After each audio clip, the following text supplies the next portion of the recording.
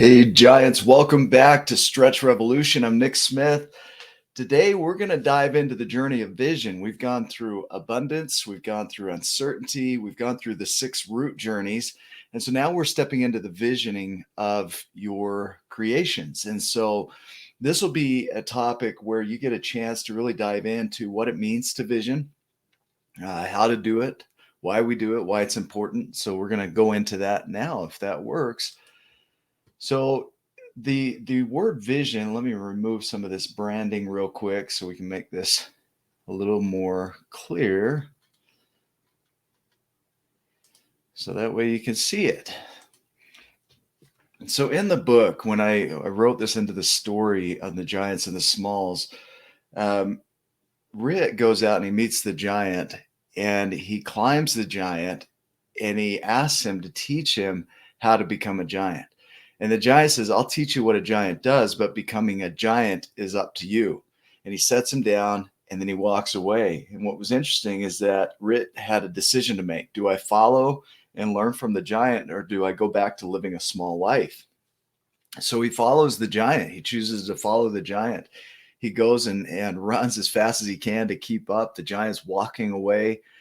They come to the edge of a large cliff and they're looking over it, and Rit is down in the grass, and what he can see is what a small sees. And the giant asks him, what do you see? And he says, well, I see weeds, I see grass.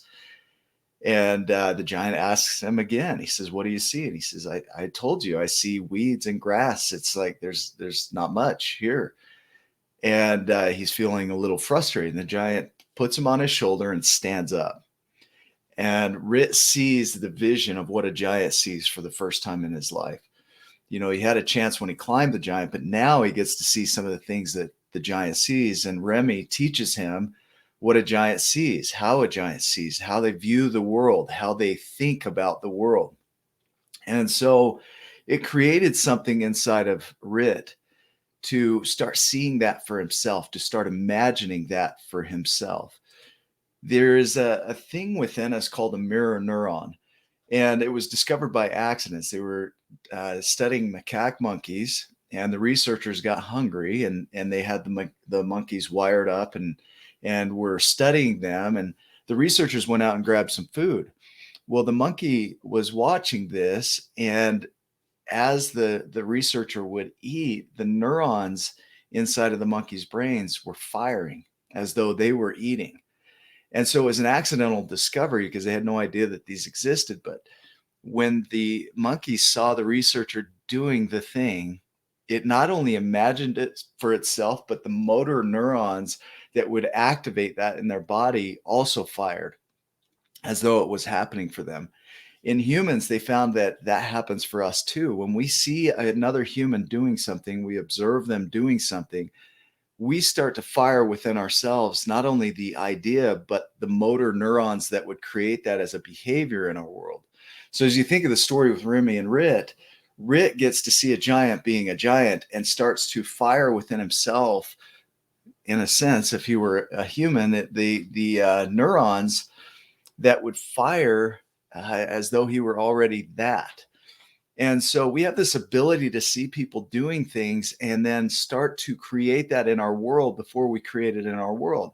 These mirror neurons help us to not only see it, imagine it, create it, but to start stepping into it before we actually step into it. It's a powerful discovery because it shows us how we start to shift our world by watching and observing others.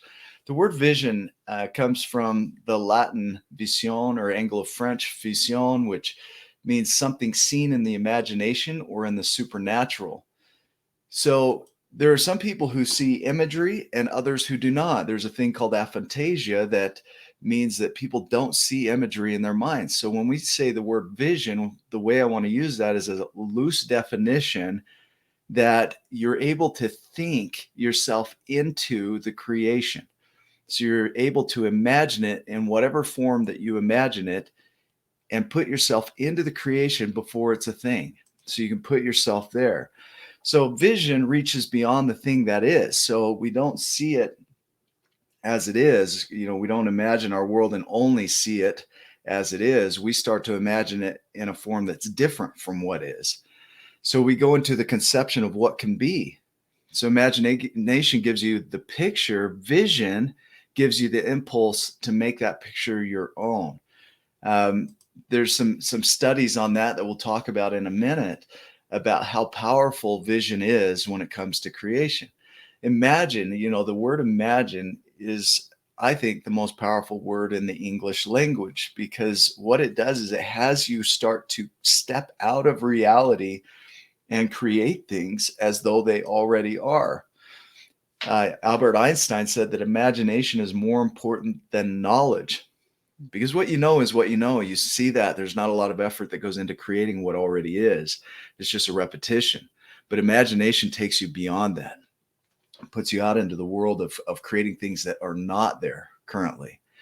So being able to imagine yourself into your vision is very powerful. And so this is what we're trying to do when it comes to vision.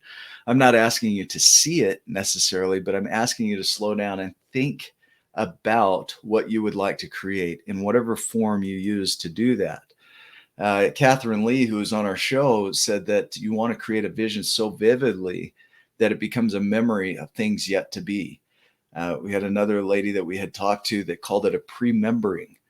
So it's prospection, right? It's the ability to imagine our future in a better light. It's imagining it in such a degree that you have a memory of things yet to be. Catherine Lee was on Oprah 3 times, and she imagined herself sitting with Oprah. She imagined what she was wearing. She knew where she'd be sitting on the stage, what it would look like, feel like.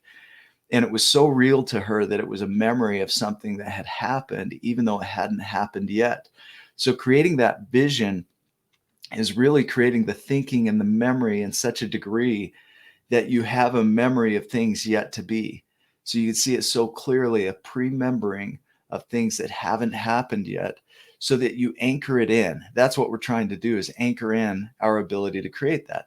If I were to ask you to imagine and vision being at peace, this is the way that I would do that. Just as an example here, I would be sitting at the end of this dock. If this were me in this picture and this were my vision, I'm sitting at the end of the dock. I can hear the birds in the background. The wind's rustling through the leaves and the grass. The water's calm, so there's no ripples on the water. It's beautiful. The air is crisp. It's about 70 degrees. I can hear insects flying around. It's just very relaxing, very relaxed in this space. The sky is clear, the sun is shining, it's warm on my face, and I'm sitting here just in complete peace. So the vision would be the sense that I'm already there and I'm describing it to you. Now, I'm not describing how I got there. If I were speaking, I would describe this speaking event. I would be sitting on the stage. I'm standing on the stage and I'm looking at the monitors below me that have my presentation on them. I look out to the audience and I can see the audience faces. Their faces are glowing. Their eyes are attentive. They're looking at me. I feel at peace with the presentation. I can see everything that I need to teach. They're engaged with my conversation. It's powerful. I hear the audience act as a single person. I hear them laughing and sighing and feeling connected to the message as though they're one person. It's incredible. If I were to describe the lighting, I can see the first few rows, but behind that it's darkness. I can't see beyond that. But I know the people are there, and it's incredible. All my jitters are out, and I'm feeling really confident and comfortable with my presentation, and it is a success. It's speaking it in the form of it already is.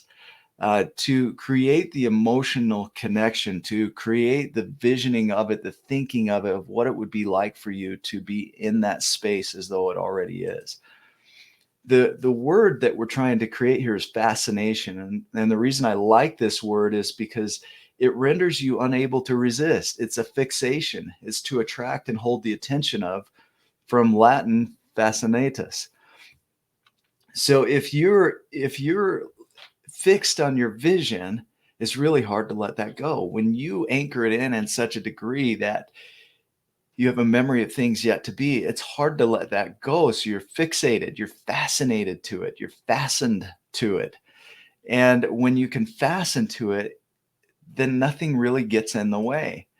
Uh, there was some research done. Chan Hellman, if you get a chance to read his research on vision, what vision does is it creates hope in people.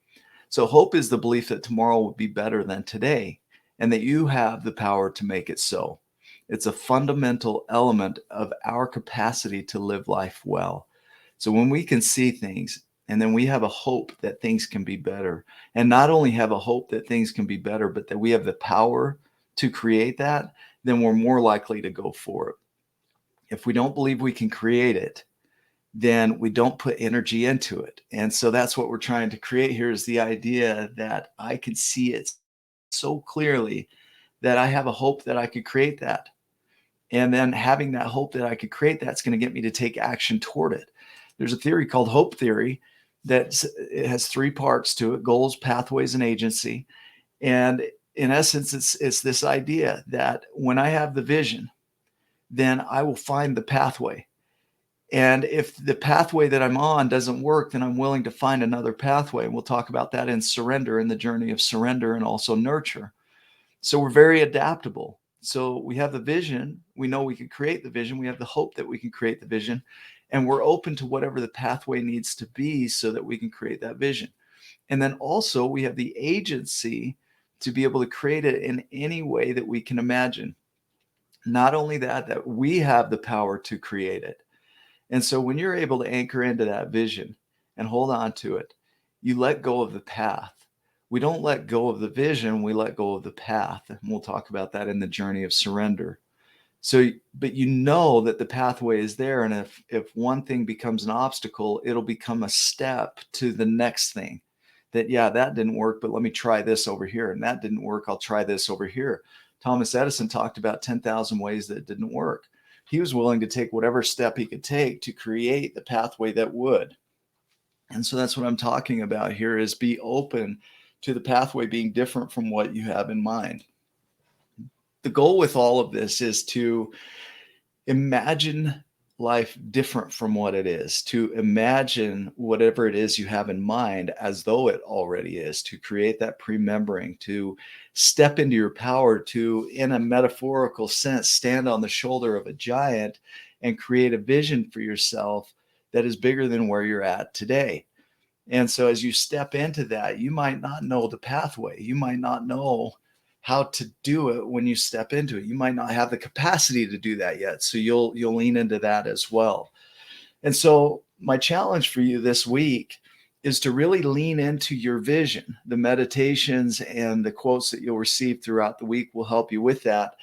But really lean into thinking yourself into your future. Don't worry about the how. People get stuck on the how. How am I going to do it? How did I create that pathway? Steve Jobs says you can't connect the dots looking forward. You can only do that looking backwards. So you have to trust that the dots will somehow connect. And so what you want to do with your vision is let the how be. Leave it alone. Don't worry about how you got there. Describe yourself as though you already are there, and let that carry you, and anchor as much as you can with that vision that you're already there. And when you can do that, that'll generate the hope in you and the ability to create it within you. And then you'll take action forward. So go make it a giant day. Practice that. Reach out if you have any questions. And I will see you in the next video. Have a great day.